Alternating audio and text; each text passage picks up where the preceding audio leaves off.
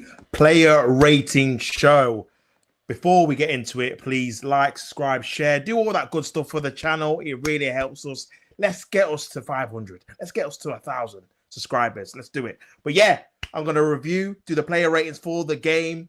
Arsenal versus Crystal Palace 3-2 in the Carabao Cup, quarterfinals. Arsenal go through to the semi-finals. Liverpool have just won their game, but let's get into the player ratings. In goal, David Raya.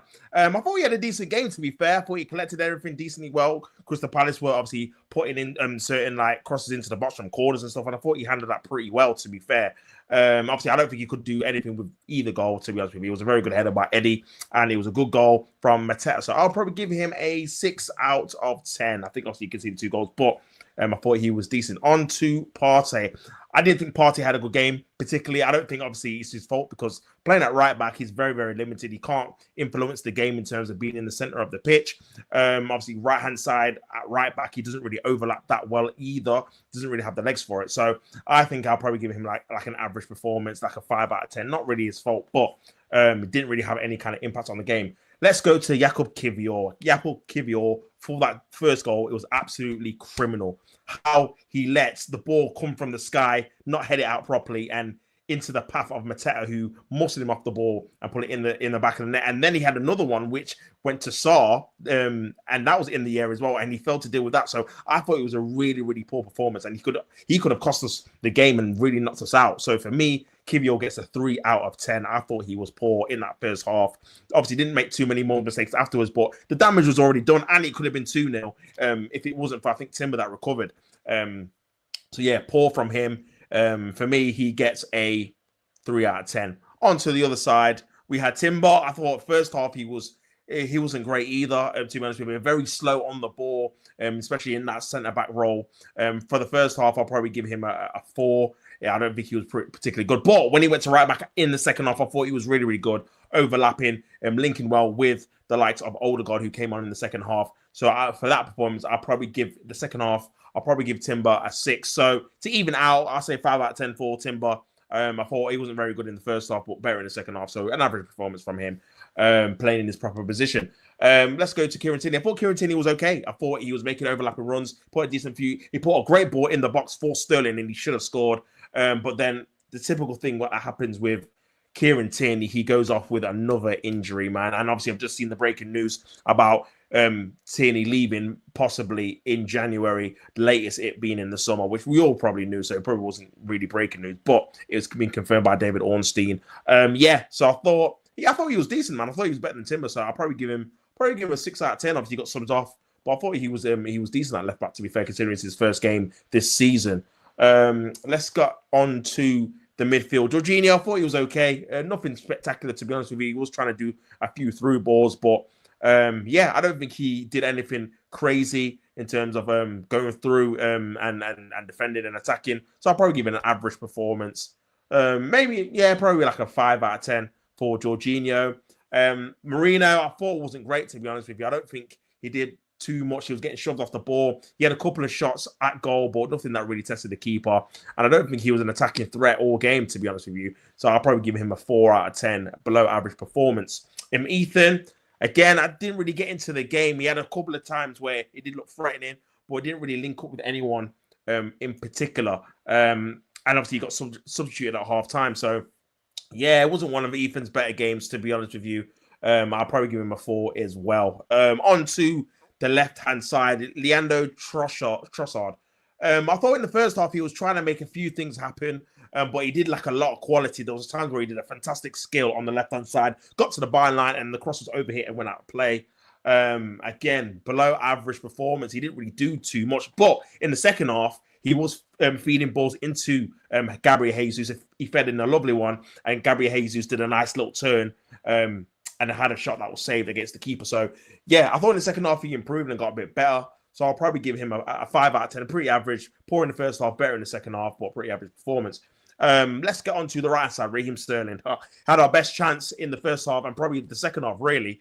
Good free kick, but he was losing the ball, wasn't really linking well with Ethan or the right back, but I don't really blame Partey for that. Doesn't really have the legs. And then he missed a gilt-edged chance in that second half. That should have been a goal. That had to be a goal. Straight away at the keeper. hits it straight at him and then hits the bar when the keeper's on the floor. Poor, not good enough, man. And he was rightfully hooked. He had his opportunity, did not take it for me. And for me, I'd probably give him maybe a 3 out of 10 as well. Attacking wise, he just wasn't good enough, to be honest with you. And he should have scored. Not good enough from Sterling. I think he was on the same level as Kibio in terms of performance, if I'm being perfectly honest. Let's get on to Jesus, the goal scorer, the hat-trick hero. First half, he was poor, if I'm being honest. Another one. Everyone was poor in that first half, probably apart from Kieran Tierney. Wasn't great, if I'm being honest. Wasn't really getting to the game. But that second half, credit for the runs, credit for the finishes, absolutely sensational. Great finishes, all three as well. And it's about time he did that in an Arsenal shirt. This is his third season now, and that's the first time I've seen him clinically finish 3 chances in a game. First hat-trick for Arsenal for that second half alone, and him finishing those chances. You've got to give him an 8 or 9 out of 10. He gets a hat-trick. For me, he probably gets a 9 out of 10 just for that second half performance because he got the hat-trick and ultimately sent us through to the semi-final. So for me, I'll probably give it Jesus a 9 out of 10. Hat-trick, hero in one half as well, took his chance as well and won us the game. Let's go on to the substitutes. I thought when Saliba came on, he was solid. Didn't really give too much away. I'm not sure if it was him or Kivior that let obviously Eddie Nketiah score the header. But I thought Saliba was solid, to be honest with you. I'll probably give him a 6 or a 7, to be fair. I thought he was good. Handed Mateta away and obviously he got substituted. So I'll give Saliba probably a 6. Came on. Odegaard I thought was really, really good. I'll give him a 7 out of 10. I thought he was great. And obviously, even though he only played one half, he was dropping into that left 8 position, trying to dictate play. Obviously, got 2 assists in the second half as well. Good through balls, playing Gabriel Jesus at the right time, and Gabriel Jesus finished it off really, really well. I thought he had a very good impact in the game, and he was one of the main reasons why we won the game. Actually, I'll probably give him an 8, actually, because he really, those 2 passes literally put Jesus through on goal.